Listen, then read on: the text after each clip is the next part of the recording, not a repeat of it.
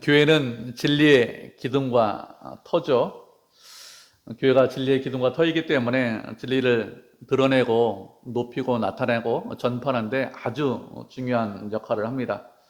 이런 교회에서 진리를 따르지 않고 미혹의 영과 귀신의 가르침을 따르는 사람들이 있는데, 이러한 사람들은 양심의 화인을 맞아서 외식함으로 거짓말하는 자들이라 이렇게 말씀하고 있습니다. 그들이 주로 하는 거짓말이 무엇인가 하면 거룩한 삶을 위해서는 결혼하지 않아야 된다, 이런 거짓말을 했고, 또 어떤 음식은 먹지 않아야 그런 사람이 거룩한 사람이라고 했습니다. 이런 두 가지가 대표적인 거짓말이죠. 무엇을 하거나 아니면 무엇을 하지 않아야 더 거룩한 사람이다, 이렇게 생각하는 것은 율법주의적인 그런 생각입니다. 율법주의라는 것은 율법을 지키는 것으로, 무엇을 하고 무엇을 하지 않는 것으로 더 거룩한 사람이 된다, 이렇게 생각하는 것이 율법주의적인 생각인데, 믿음을 가지고 있는 많은 사람들이 이런 식으로 생각합니다. 많은 사람들이 이런 식으로 율법주의적인 생각을 하는 이유가 무엇인가 하면 우리 안에 있는 부패한 종교의식 때문에 이런 생각을 하는 것입니다. 인간 안에 있는 이 부패성이 있는데, 그 부패한 종교성이 있는데, 그 부패한 종교성은 내가 열심을 내고 내가 노력하면 하나님 앞에 갈 수 있다, 이런 마음이 있습니다.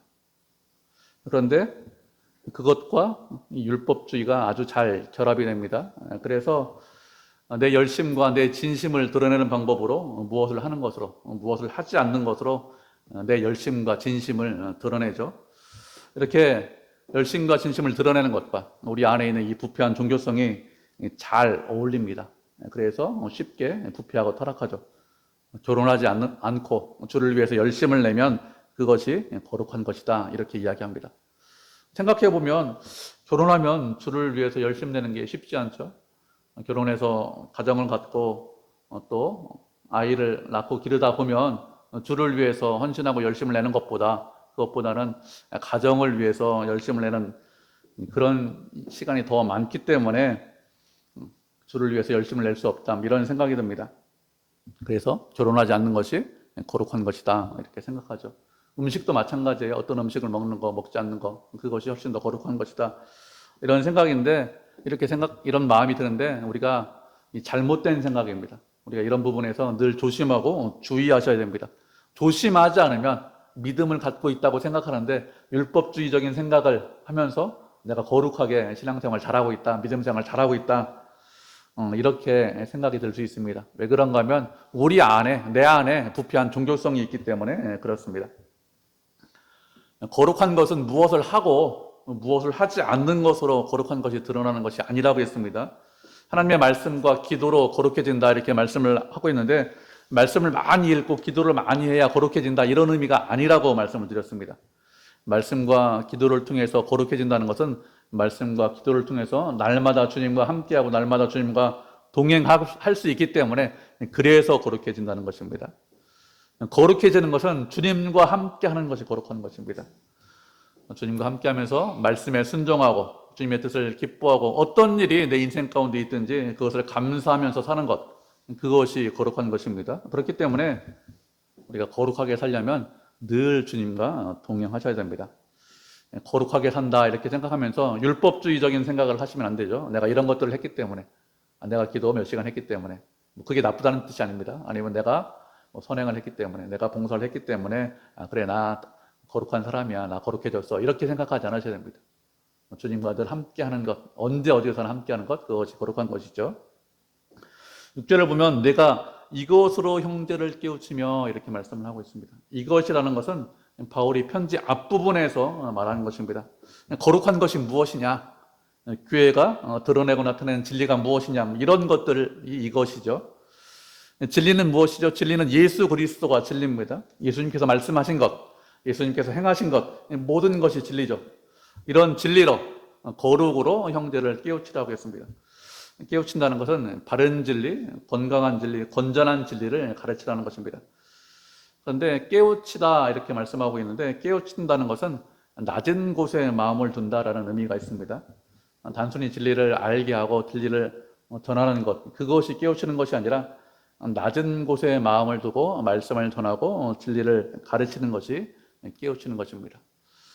세상은 가르치는 사람이 높임을 받고 존경을 받습니다. 그래서 가르치는 사람이 낮은 곳에 마음을 두는 것이 아니라 높은 곳에 마음을 둘 수 있습니다. 그렇지만 이 교회는 그런 곳이 아니죠. 진리를 전하고 진리를 가르치는 사람이 낮은 곳에 마음을 두어야 합니다. 많은 것을 알고 있죠. 많은 것을 배웠습니다. 다른 말로 하면 그것은 그렇게 그렇게 알고 있는 만큼 살아야 된다, 이런 의미가 있습니다. 그렇기 때문에 많이 알고 있다는 것, 그것이 자랑이 아니라 많이 알고 있는 만큼 살아야 되기 때문에 낮은 곳에 마음을 두어야 합니다. 이렇게 낮은 곳에 마음을 두면서 진리의 말씀을 통해서 형제를 가르치는 사람에 대해서 그리스도의 좋은 일꾼이다, 이렇게 말씀을 하고 있습니다. 그리고 디모데에게 바울이 말하기를 좋은 일꾼이 되라고 했습니다. 우리는 그리스도 안에서 좋은 일꾼이 되어야 합니다.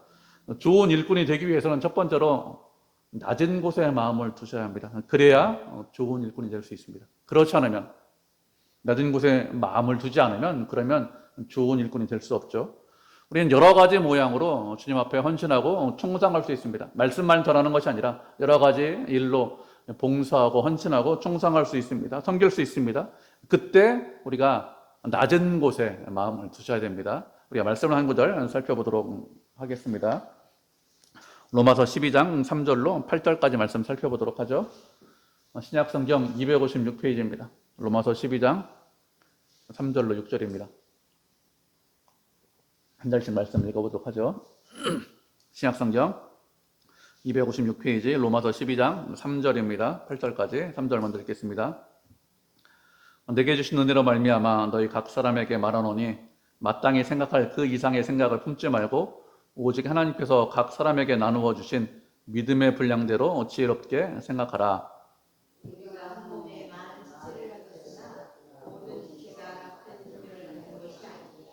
이와 같이 우리 많은 사람이 그리스도 안에서 한 몸이 되어 서로 지체가 되었느니라.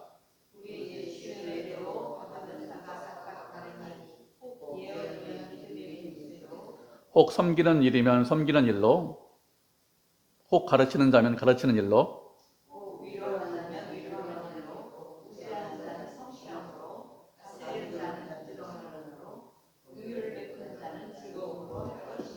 아멘. 바울이 성도들에게 권면하기를 마땅히 생각할 그 이상의 생각을 품지 말고 하나님께서 주신 믿음의 분량 안에서 지혜롭게 생각하라고 했습니다. 하나님께서 각자에게 다 다른 믿음을 주셨습니다. 그 믿음의 분량 안에서 지혜롭게 생각하셔야 됩니다. 내 믿음보다 더 큰 것, 더 훌륭한 것, 대단한 것을 생각하는 것이 아니라 주님께서 믿음을 주셨는데 그 믿음을 크게 해달라는 기도를 하면서 어떻게 되죠? 그 믿음 안에서 생각해야 됩니다. 잘못하면 다른 사람을 바라볼 수 있습니다. 그리고 그 사람을 따라할 수 있는데 그렇게 하는 것이 아니라 언제 어디서나 주님을 의지하면서 믿음 안에서 지혜롭게 생각하고 지혜롭게 행동하시면 됩니다. 우리는 다 지체인데 주님께서 우리에게 주신 은사가 다 동일하지 않습니다. 성도들에게 허락하신 은사가 다 다르죠. 그래서 주신 은사대로 우리가 섬기면 됩니다. 예언이면 믿음의 분서대로 예언하라, 이렇게 말씀하고 있습니다. 예언한다는 것은 말씀을 전한다, 이런 뜻입니다. 믿음의 분량대로 주님께서 주신 믿음의 분량대로 말씀을 전하면 됩니다. 섬기는 일을 하는 사람은 섬기는 일로, 가르치는 사람은 가르치는 일로, 위로하는 사람은 위로하는 일로, 구제하는 사람은 성실함으로, 다스리는 자는 부지런함으로, 베푸는 사람은 즐거움으로 이를 섬기라고 했습니다. 각자에게 다른 은사를 주셨기 때문에 그 은사에 맞게 지혜롭게 섬기고 봉사하시면 되겠죠. 그렇게 지혜롭게 섬기고 봉사하면서 그리스도를 드러내고 진리를 전파하고 나타내면 됩니다. 그런데 그렇게 할 때 어떻게 하라고요? 낮은 곳에 마음을 두라고 했습니다. 그래야 좋은 일꾼이 됩니다. 좋은 일꾼이라고 했습니다. 우리가 봉사하면서 낮은 곳에 마음을 두는 것이 아니라 일을 하기 때문에 잘못하면 높은 곳에 마음을 둘 수 있는데 그것이 아니라 낮은 곳에 마음을 두어야 좋은 일꾼이고, 좋은 일꾼이 된다는 것은 하나님 보시기에 합당한 일꾼이다, 이런 뜻이겠죠. 우리가 낮은 곳에 마음을 두어야 좋은 일꾼이라고 했는데 또 디모데에게 무엇이라고 했는가 하면 믿음의 말씀과 내가 따르는 교훈으로 양육을 받으라, 이렇게 두 번째로 말씀을 하고 있습니다. 우리가 갖고 있는 성경 말씀을 읽어보면 디모데가 성도들을 양육하라 이런 말씀인지 아니면 자신이 양육을 받아야 한다는 말씀인지 분명하지 않아요. 좀 말씀이 헷갈립니다. 그런데 원어 성경을 보면 성도들을 양육하라 이런 말씀이 아니라 디모데가 말씀으로 양육을 받으라는 것입니다.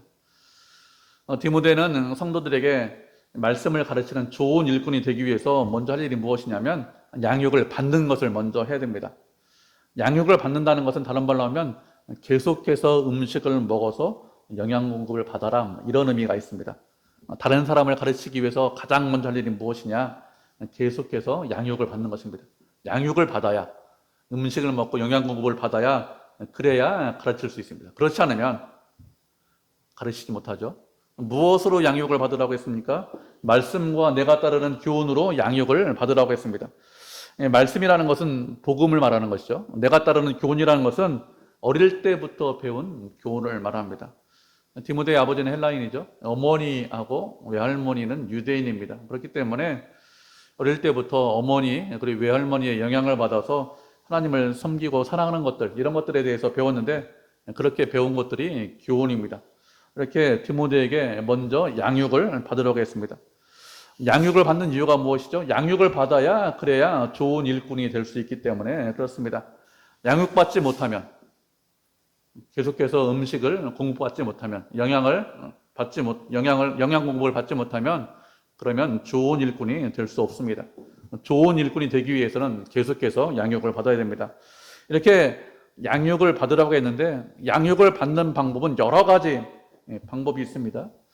가장 대표적인 방법이 무엇인가 하면, 바울과 같은 좋은 영적인 아버지, 영적인 스승이 있으면 그런 영적인 아버지나 영적인 스승을 통해서 말씀을 배우면 그것이 가장 좋은 방법입니다. 그런데 지금은 바울이 멀리 떨어져 마게도니아 지방에 있죠. 그래서 바울이 가까이 없습니다. 그래서 영적인 아버지, 영적인 스승인 바울이 없는 이런 경우죠. 이런 경우에는 어떻게 우리가 양육을 받을 수 있을까요? 말씀과 교훈으로 양육을 받으라고 했습니다. 좋은 스승이 없으면 말씀으로 양육을 받으면 됩니다. 말씀을 읽고 묵상하고 그 말씀을 내 삶에 적용하는 것으로, 그것으로 양육을 받으라는 것입니다. 다른 방법이 없습니다. 그렇죠? 말씀으로 양육받는 거죠. 디모데도 어떻게 했죠? 말씀으로 양육받았습니다. 바울이 있었으면 바울한테 배울 텐데 바울이 멀리 떨어져 있기 때문에 디모데도 말씀으로 양육을 받았습니다. 하나님의 말씀은 죽은 말씀이 아닙니다. 하나님의 말씀은 살아있는 말씀이죠. 살아서 움직이기 때문에 우리를 변화시킵니다. 우리를 새롭게 만듭니다. 하나님의 말씀은 살아있기 때문에 그 말씀대로 살면 하나님께서 은혜를 주시죠.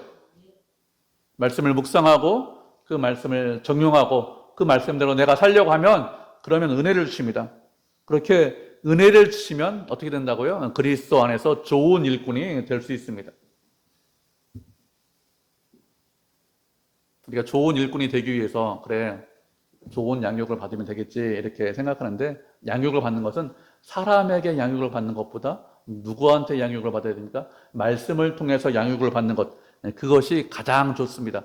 그래야 우리가 하나님의 은혜 가운데 거할 수 있고, 그리고 우리도 계속해서 영향을 공급받을 수 있습니다. 이렇게 디모데에게 양육을 받으라 이렇게 말한 이후에 7절을 보면 망령되고 허탄한 신화를 버리라고 했습니다.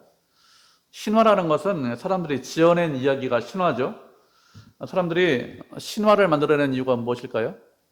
사람들이 신화를 만들어내는 것은 어떤 신적인 존재가 나타나서 자신들의 문제와 어려움을 해결해 주었으면 좋겠다, 이런 생각이 있기 때문에 신화를 만들어내고 그리고 그런 신화를 유포합니다. 바울 당시에 신화를 만들어내고 유포하는 사람들, 이런 사람들을 사람들이 좋아하고 그리고 상당히 존경했습니다. 사람들 마음 가운데는 신화적인 인물이 나타나서 그래서 내 문제를 해결해 주었으면 좋겠다, 그래서 내가 좀 편하게 안전하게 살았으면 좋겠다, 이런 마음이 있기 때문에 계속해서 신화를 만들어내고 그리고 신화를 유포합니다. 이런 신화에 대해서 망령되고 허탄하다 이렇게 말씀하고 있습니다. 망령되고 허탄하다는 것은 유용하지 않고 쓸모없다, 이런 뜻입니다. 신화를 계속해서 이야기하고 신화에 대해서 믿음을 갖고 있는다고 그 신화대로 이루어지는 것이 아니죠.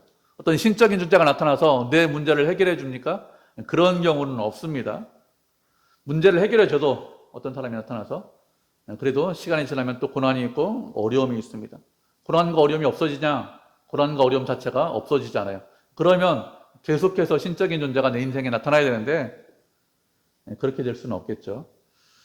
이런 신화나 일장에서 말하는 족보에 청렴하는 것, 이것은 어리석은 것입니다. 그렇기 때문에 이런 것들을 버려라. 신화를 맹신하고 족보, 누구 집안에서 태어났다, 어떤 사람을 믿고 있자는 것, 이런 것 버리라고 했습니다. 이런 것을 버리고 무엇을 하라고 했죠? 경건에 이르도록 내 자신을 연단하라고 했습니다. 경건은 여러 번 계속해서 말씀드렸는데 하나님을 사랑하고 말씀에 순종하고 주님과 함께하고 또 주님을 높이는 것이 경건이라고 했습니다. 이렇게 경건에 이르도록 내 자신을 연단하라 이렇게 말씀하고 있습니다. 연단하라는 것은 다른 말로 하면 훈련하라는 것이죠. 우리가 하나님을 사랑하는 마음이 있습니다. 그리고 하나님께 영광 돌리고 싶은 마음이 있습니다. 그런데도 그런 마음이 아무리 많이 갖고 있고 그런 마음이 커도 훈련하지 않으면 그러면 우리가 하나님께 영광을 돌릴 수 없습니다. 그래서 우리가 새해가 되면 이런저런 것들을 결심하죠. 그런 것들을 결심하고 얼마나 오래 그 결심이 지켜지죠? 며칠 가지 않습니다. 하나님 금년에는 제가 열심히 매일 성경 읽겠습니다. 매일 기도하겠습니다. 이렇게 결심하죠. 근데 그렇게 결심하고 며칠 지나면 그 결심이 온데간데 없고 그냥 일상으로 돌아가는 그런 것들을 볼 수 있습니다. 그렇게 되는 이유가 무엇인가 하면 훈련하지 않아서 그렇습니다. 하나님과 동행하고 순종하고 거룩하게 사는 것, 믿음으로 사는 것 저절로 되지 않습니다. 경건에 이르기를 연단해야, 경건에 이르기를 훈련해야 그래야 그렇게 될 수 있습니다. 그렇지 않으면, 훈련하지 않으면 안 되는 것이죠. 연단해서 우리의 마음을 굳건하게 만들어야 됩니다. 우리의 마음을 굳건하게 만들지 않으면 우리의 마음은 너무 쉽게 무너져요. 어떤 일이 있거나 우리에게 힘든 일이 있거나 우리의 마음에 상처되는 일을 받으면 그러면 너무 쉽게 무너집니다. 그래서 훈련하라 이렇게 말씀을 하고 있는 것입니다. 훈련의 대표적인 것이 무엇이냐? 말씀을 읽고 묵상하고 적용하고 또 기도하는 것이 훈련의 대표적인 것입니다.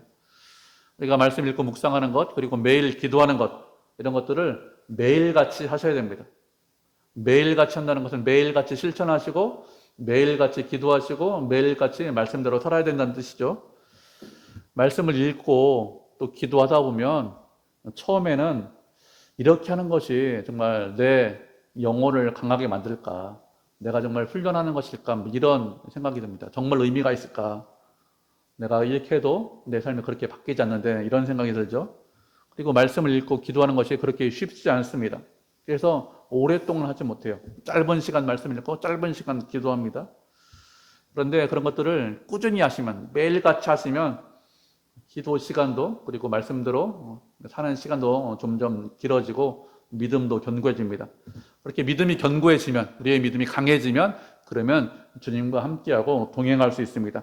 그리고 믿음이 견고해지면 주님과 늘 동행하기 때문에 세상이 두렵지 않습니다. 그리고 세상에서 힘들고 어려운 일이 일어나도 낙심하거나 실망하지 않아요.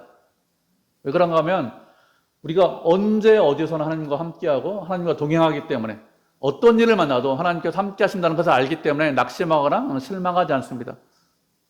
주님과 동행한다고 하면서 우리가 그래도 기도하고 말씀대로 산다고 하면서 사람이기 때문에 종종 실망하고 낙심하는 경우도 있습니다. 그런 때도 매일 기도하시고 매일 묵상하시면 어떻게 될까요? 그러면 그런 것들을 쉽게 이기고 쉽게 벗어날 수 있습니다. 말씀, 묵상하고 기도하는 것이 어려운 것들을 쉽게 이길 수 있게 하죠. 제가 목회하면서 가장 좋은 점이 무엇인가 하면 이 직업이잖아요. 직업상 말씀을 가까이 하고 직업상 기도할 수밖에 없는 그런 직업을 가지고 있기 때문에 그것이 상당히 좋습니다. 말씀을 가까이 하고 기도를 하다 보면 은혜를 가장 많이 받고 또 하나님께서 저를 가장 많이 변화시켜 주십니다. 제가 종종 생각할 때 다른 사람에게 복음 전하라고 목사 만들어 주신 것이 아니라 저 자신에게 복음 전하라고 저 자신을 변화시키려고 목사 만들어 주셨다.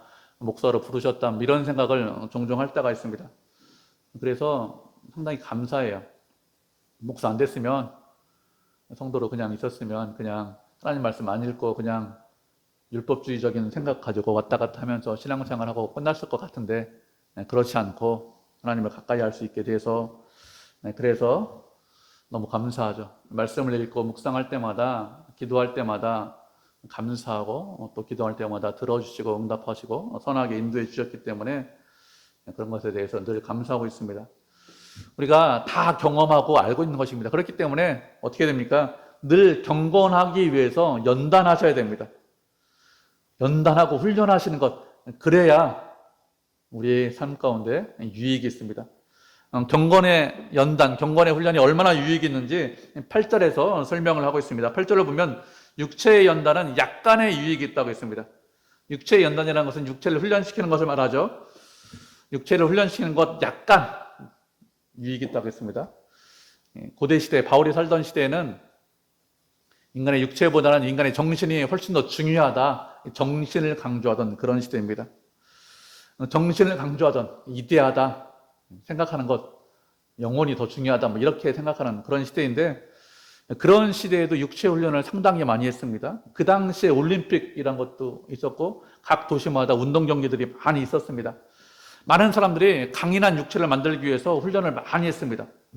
정신을 크게 강조하던 시대인데 이렇게 육체 훈련을 많이 한 이유가 무엇인가 하면 강인한 건강한 육체가 있으면 그러면 정신이 맑아진다 이렇게 생각을 했습니다. 좋은 건강한 육체에 좋은 정신이 깃든다 이렇게 생각해서 육체 훈련을 상당히 많이 했습니다. 건강하고 좋은 육체를 가지고 있으면 좋은 점들이 꽤 많이 있죠. 건강한 육체이기 때문에 건강하게 살 수 있습니다. 사람들이 건강에 대해서 관심이 상당히 많죠. 건강하게 살기 위해서 운동도 많이 합니다. 건강해 여러 가지를 할 수 있다 이렇게 생각하기 때문에 여러 가지 운동을 많이 합니다. 그리고 또 아무리 좋은 생각을 가지고 있어도 건강하지 않으면 그렇게 살지 못하고 그렇게 실천할 수 없죠. 그렇기 때문에 건강한 것 상당히 유익합니다. 그래서 건강하기 위해서 우리가 노력하고 좋은 음식 먹으려고 하고 또 체육관에 다니면서 운동하거나 아니면 운동장에서 뭐 걷거나 운동장에서 달리기 하는 것 뛰거나 하는 사람들이 꽤 많이 있습니다. 사람들이 건강에 대해서 관심이 많고 또 건강도 상당히 중요합니다.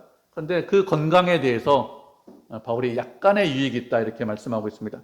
약간의 유익이 있다는 것은 조금 유익이 있다 이런 의미도 있고 건강이 유익하긴 한데 그 유익한 시간이 길지 않다, 짧다 이런 의미가 있습니다. 육체의 연습, 육체가 훈련하고 건강한 것 그것이 짧은 시간 유익하기 때문에 그래서 훈련하지 않아야 된다 이렇게 말씀하는 것은 아니에요. 육체를 훈련시키는 것, 건강을 위해서 노력하고 애쓰는 것 나쁜 것이냐? 나쁜 것이지 않습니다. 사람들이 얼마든지 육체를 훈련시킬 수 있습니다. 살아가는데 말씀드린 대로 상당히 중요합니다. 그런데 육체를 훈련시키는 것이 그렇게 대단한 것이냐? 아주 중요한 것이냐? 하면 또 그렇지도 않습니다. 육체를 훈련시키는 것에 대해서 과소평가하면 안 되겠죠. 중요한 것입니다. 그렇지만 그 반대로 과대평가해서도 안 됩니다. 육체를 훈련시키는 것이 중요한데 그런데 너무 중요하다. 그것밖에 없다. 이렇게 생각하지 않으셔야 됩니다. 요즘 방송에 보면 건강 방송을 상당히 많이 합니다. 그래서 어떤 음식을 먹어야 되는지, 어떤 음식을 먹지 말아야 되는지 이런 방송도 많고 또 실제로 몸을 훈련시키는 그런 방송도 꽤 많이 있습니다. 사람들이 그런 방송을 보면서 육체가 전부인 것처럼, 건강이 전부인 것처럼 이렇게 생각하는 사람들이 많이 있습니다. 그런데 하나님께서는 그렇게 말씀하시지 않았습니다. 육체가 건강한 것도 중요하지만 그것보다 더 중요한 것은 영원한 생명이 훨씬 더 중요하다 이렇게 말씀하셨습니다. 하나님과 함께하고 동행하고 주님을 믿고 의지하면 그러면 주님께서 영원한 생명을 주시는데 그 영원한 생명보다 영생보다 육체의 건강이 훨씬 더 중요하다 이렇게 생각하는 것 어리석은 것이죠. 하나님과 사랑하고 하나님과 함께하고 하나님과 동행하는 것보다 육체의 건강이 훨씬 더 중요하다. 그래서 주일날 예배드리지 않고 가서 등산하겠습니다. 이렇게 생각하는 것 어리석은 것입니다. 하나님과 함께하는 것이 훨씬 더 중요하죠. 육체의 건강이 중요하지만 육체의 건강을 과소평가하거나 그 반대로 과대평가하지 않으셔야 됩니다. 적정하게 평가할 수 있어야 되겠죠. 육체의 훈련보다는 경건의 연단이 훨씬 더 중요한데 경건의 연단이 훨씬 더 중요한 이유가 무엇이냐? 금생과 내생의 약속이 있기 때문에 그렇습니다. 하나님께서 경건한 사람에게 금생과 내생에 약속해 주셨습니다. 어떤 약속이 있는지 우리가 몇 말씀 찾아보도록 하겠습니다. 말씀 한 구절 보도록 하죠. 로마서 8장 28절 말씀 우리 한 구절 찾아보도록 하겠습니다. 로마서 8장 28절 신약성경 250페이지 찾으셨죠? 로마서 8장 28절 한 절입니다. 같이 읽겠습니다. 시작. 우리가 알거니와 하나님을 사랑하는 자 곧 그의 뜻대로 부르심을 입은 자들에게는 모든 것이 합력하여 선을 이루느니라. 아멘. 세상 사람들은 인간의 삶에 대해서 세옹지마다 이런 이야기를 종종 합니다. 지금 나쁘지만, 지금 좀 힘들고 어렵지만 시간 지나면 좋아질 것이다 이렇게 말하거나, 아니면 그 반대로 지금은 상당히 좋지만 시간 지나면 이것이 나빠질 것이다 이렇게 이야기합니다. 이런 경우가 없느냐? 그렇지 않습니다. 이런 경우가 종종 있습니다. 그래서 세옹지마라는 말이 있고 세옹지마라는 말에 어느 정도 동의하죠. 근데 이 말씀은 인간사가 우리의 삶이 세옹지마다 이렇게 말씀하시는 것이 아닙니다. 하나님께서 모든 것이 합력해서 선을 이루게 하신다 이렇게 말씀하셨습니다. 모든 것이 무엇이냐? 이 모든 것이라는 것은 우리가 보기에 기쁘고 즐거운 것 이런 것도 있지만 우리가 보기에 힘들고 어렵고 괴로운 것, 나쁜 것일 수도 있습니다. 우리가 살다 보면 여러 일들을 만나요. 그런 일들이 우리를 기쁘게 하고 즐겁게 하기도 합니다. 반대로 어렵게 하거나 힘들게 하기도 합니다. 그런데 이런 모든 일들이 합력하여서 선을 이룬다고 했습니다. 선을 이룬다고 했는데, 선을 이룬다는 것은 하나님을 기쁘시게 하고 하나님의 뜻대로 이루어진다는 뜻이죠. 그런데 모든 사람들에게 이렇게 합력하여서 선을 이루느냐? 그렇지 않습니다. 조건이 붙어 있습니다. 어떤 사람들에게 이런 일들이 일어난다고 했는가 하면, 하나님을 사랑하는 자, 곧 그의 뜻대로 부르심을 입은 자들에게 이런 일들이 일어난다 이렇게 말씀을 하고 있습니다. 하나님을 사랑하는 사람 어떤 사람이죠? 하나님을 사랑하는 사람이 경건한 사람이죠. 그 사람이 거룩한 사람입니다. 하나님을 사랑하는 사람에게는 힘들고 어려운 일이 일어나지 않습니다. 이렇게 말씀하면 좋은데 이런 말씀은 없어요. 우리도 세상에 살기 때문에 하나님을 사랑해도 힘들고 어렵고 또 우리에게 고통스러운 일들이 일어납니다. 그래서 힘들게 하고 어렵게 하고 우리에게 눈물이 되고 슬픔이 되기도 합니다. 그런데 그런 모든 일들이 눈물과 슬픔과 고난으로 끝나지 않는다고 했습니다. 이런 일들, 모든 일들이 합력하여서 선을 이룬다 이렇게 말씀하셨습니다. 누구에게 이런 일들이 선을 이룬다고 말씀하셨죠? 하나님을 사랑하는 자들에게 이런 일들이 선을 이룬다 이렇게 말씀하셨습니다. 이 말씀이 경건한 사람들에게, 거룩한 사람들에게 주시는 약속입니다. 이 말씀 말고도 여러 약속이 있습니다. 온갖 좋은 선물과 온갖 좋은 복을 주시는데 누가 주시죠? 하나님께서 온갖 좋은 선물과 온갖 좋은 복을 주십니다. 누구에게 주십니까? 경건하고 거룩한 자들에게 주십니다. 주님과 동행하고 함께하는 자들에게 주십니다. 주님을 멀리하고 비난하고 모른다고 하고 외면하는 그런 사람들에게 복을 주시지 않았습니다. 그런 말씀은 없습니다. 성경에 보면, 우리가 말씀을 읽어보면 주님과 함께하고 동행하면 그런 사람들에게, 경건한 자들에게 복을 주신다 이렇게 말씀하고 있습니다. 이 금생에 대한 그런 약속이죠. 우리가 살아있는 동안 이런 약속을 주셨습니다. 그런데 살아있는 동안만 이런 약속의 말씀이 있느냐? 그렇지 않습니다. 죽은 이후에도, 내생에도 약속의 말씀이 있습니다. 그 중에서 한 말씀 우리 찾아보도록 하겠습니다. 계시록 22장 3절부터 5절까지 말씀입니다. 계시록 22장 3절부터 5절까지 말씀, 신약성경 421페이지네요. 계시록 22장 3절로 5절, 마지막 장이죠. 계시록 22장이 마지막 장인데 3절부터 5절까지 말씀, 우리 세 절이니까 한 목소리 읽겠습니다. 찾으셨죠? 같이 읽겠습니다. 시작. 다시는 저주가 없으며 하나님과 그 어린 양의 보좌가 그 가운데 있으리니 그의 종들이 그를 섬기며 그의 얼굴을 볼 터이요 그의 이름도 그들의 이마에 있으리라. 다시 밤이 없겠고 등불과 햇빛이 쓸데없으니 이는 주 하나님이 그들에게 비치심이라. 그들이 세세토록 왕노릇 하리로다. 아멘. 하나님께서 우리가 갈 하늘나라에 대해서, 천국에 대해서 조금 약간 설명해 주셨습니다. 천국에 가면 다시는 저주가 없다고 했습니다. 그 어린 양과 하나님과 그 어린 양의 보좌가 그 가운데, 천국의 한가운데 있다고 했습니다. 그리고 누가 섬기느냐? 하나님을 그의 종들이 섬긴다고 했습니다. 다른 사람이 섬기는 것이 아니라 하나님의 종들이 하나님을 섬긴다 이렇게 말씀을 하고 있습니다. 그리고 하나님의 얼굴도 볼 수 있죠. 또 그의 이름이 그들의 이마 가운데 있다고 했습니다. 다시는 밤이 없다고 했죠. 등불과 햇빛이 쓸 데가 없습니다. 하나님께서 늘 비추어 주시기 때문에, 하나님 안에 있기 때문에, 그래서 어둠이 없습니다. 그래서 언제나 빛 가운데 있기 때문에 등불과 햇빛이 쓸 데가 없습니다. 그리고 그들이 세세토록 왕노릇 한다고 했습니다. 종들이 하나님을 사랑하고 하나님과 함께하고 하나님을 섬기는 사람들이 세세토록 왕노릇한다 이렇게 말씀하셨습니다. 이렇게 경건한 자들에게는 내생에 약속이 있는 것이죠. 이 약속만 있는 것이 아니라 다른 약속도 많이 있습니다. 이런 약속을 경건한 사람들에게 하셨습니다. 경건한 사람들이 아닌 다른 사람들에게 혹시 이런 약속을 하신 것을 보신 말씀이 있나요? 그런 말씀을 보신 적이 없죠. 이 땅에서 부자로 살면 그러면 하나님께서 그들을 만나주신다, 그런 약속이 있습니까? 그런 약속이 없습니다. 건강하게 살면, 오래 살면, 부자로 살면, 많이 배우면, 힘과 권력을 갖고 있으면, 출세하면 하나님께서 함께 하시겠다 이렇게 약속하신 적이 있을까요? 그런 약속이 없습니다. 누구에게만 약속이 있죠? 오직 경건하게 사는 사람들에게만 약속이 있습니다. 금생의 약속과 내생의 약속은 경건한 사람들에게만 약속이 있지 다른 사람들에게는 약속이 없습니다. 그렇기 때문에 경건은 범사에 유익하다고 했습니다. 그리고 또 금생과 내생에 약속이 있다 이렇게 말씀하고 있는 것이죠. 이렇게 범사에 유익하고 금생과 내생에 약속이 있기 때문에 우리가 어떻게 될까요? 우리가 경건을 훈련하는데, 경건을 연단하는데 힘쓰셔야 합니다. 그렇게 경건을 훈련하고 연단하는 것을 힘쓰는 것, 그것이 지혜로운 것입니다. 그래서 9절에서 바울이 무엇이라고 했죠? 미쁘다 이 말이요, 모든 사람이 받을 만하다 이렇게 말씀을 하고 있습니다.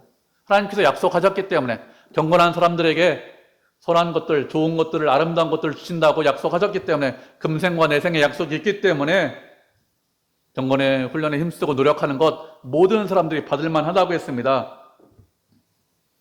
모든 사람이 받을 만하기 때문에 어떻게 됩니까? 우리가 경건에 이르도록 노력하고 애쓰셔야 됩니다. 힘쓰셔야 됩니다. 그리고 10절에서는 이를 위하여 우리가 힘을 쓰고 수고하는 것은 우리의 소망을 살아계신 하나님께 둠이라고 했습니다. 우리가 언제나 기도할 때 우리의 소망이 하나님이라고 기도합니다. 세상에 소망을 두는 것이 아니라 하나님께 소망을 두고 있다고 늘 기도하고 있습니다. 하나님께 소망을 두는 사람, 어떻게 하는 사람이 하나님께 소망을 두는 사람일까요? 말로만 저 하나님께 소망을 두고 있습니다, 이렇게 기도하는 것이 하나님께 소망을 두는 것이 아니라 경건을 훈련하고 연습하는 사람, 그 사람이 하나님께 소망을 두고 있는 사람입니다. 훈련하는 것도 어렵죠. 쉽지 않습니다. 쉬운 훈련 이 세상에 없습니다. 쉬우면 훈련이 아니죠. 훈련하는 도중에는 내가 정말 잘하고 있는 거야? 내가 잘 가고 있나? 이 훈련하면 정말 내가 경건해지고 거룩해질까? 이런 마음이 듭니다. 그래서 끝까지 훈련하지 못하고 포기하는 경우도 많이 있습니다. 포기하고 싶은 마음도 들어요. 그렇지만 포기하지 않고 어떻게 하셔야 됩니까? 경건에 이르도록 연습하시고 훈련하셔야 됩니다. 그렇게 하는 것이 우리의 소망을 하나님께 두는 것입니다. 훈련하지 않으면서, 기도하지 않고 말씀을 읽지 않으면서 저는 소망이 하나님께 있습니다, 이렇게 하는 것, 그게 거짓말입니다. 우리의 소망은 세상이 아니죠. 우리의 소망은 하나님입니다. 우리가 살면 살수록 우리가 깨닫고 알죠. 그래서 우리가 주일날 다른 곳에 가지 않고 이곳에서 예배드립니다. 그렇기 때문에 소망을 하나님께 두시고 계십니까? 그렇다면 훈련하셔야 됩니다. 말씀을 읽고 묵상하고 적용하고, 그리고 기도하고 하나님을 가까이 하고 함께 하려고 훈련하셔야 됩니다. 우리에게 소망이 되신 하나님, 누구라고 했죠? 믿는 사람들의 구주라고 했습니다. 구주라는 것도 말씀 몇 번 드렸는데, 우리의 기쁨과 즐거움을 주시는 분이 구주다, 이런 뜻입니다. 세상 사람들은 그 당시 황제를, 왕을 구주라고 했습니다. 진정한 구원과 기쁨과 감사를 주는 분은 세상의 왕, 세상의 황제가 아니라 예수 그리스도 한 분밖에 없습니다. 그렇기 때문에 예수님만이 우리들의 구주시죠. 우리는 구주이신 예수님에게 소망을 두고 있는 사람들입니다. 그렇게 예수님에게 소망을 두고 있는 사람들, 어떻게 살아야 됩니까? 언제나 거룩하게 살아야 됩니다. 경건하게 살아야 됩니다. 경건하게 살기 위해서는 훈련하고 열심을 내고 노력을 하셔야 됩니다. 그래야 경건하게 살 수 있습니다. 그렇게 경건하게 살면 금생과 내생의 약속이 있습니다. 많이 배워야, 많이 알아야, 건강해야 하나님께서 우리에게 복을 주신다 이렇게 말씀하시지 않았습니다. 주님과 동행하고 함께하고 또 주님을 사랑하고 늘 주님을 기억하고 기뻐하면 그러면 복을 주신다 이렇게 약속 있는 말씀을 주셨기 때문에 늘 주님과 동행해서 주님께서 주시는 복을 누리고 그리고 하나님께 영광을 드리는 그런 성도, 그런 교회가 되기를 주님의 이름으로 축복을 드립니다.